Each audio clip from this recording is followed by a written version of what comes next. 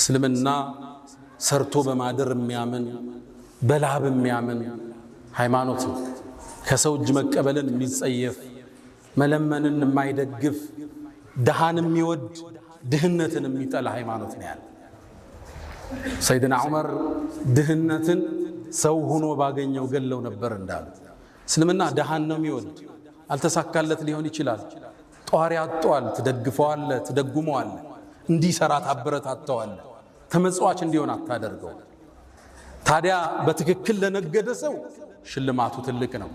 እስኪ ነጋዴዎች ልንከተል የሚገባው አንድ ሁለት መርህን እናድርግና እንቋጭ። የመጀመሪያ አታጅሩ ሰዱቁል አሚን። ስንነግድ ማግበስበስ አይደለም። በረካው እንዳይነሳ ያብር ለልጅ እንዲተርፍ صدق እውነተኝነት፣ አማና፣ ታማኝነት ይፈልጋል።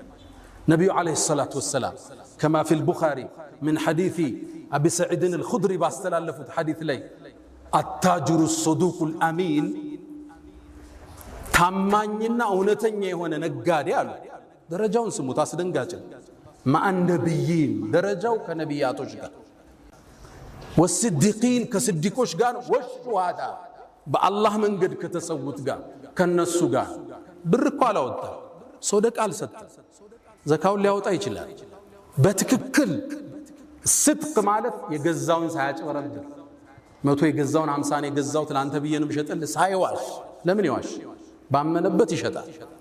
አሚን፣ አማና ያለው ጉድለቱ የሚናገር ደብቆ ማይሸጥ ማያጭበረብር፣ የቻይናውን የቱርክ ማይ አሚን፣ አማና ያለው ይሄን ሁለቱን ያሟላ ከነቢያት ከሸሂዶች ጋር።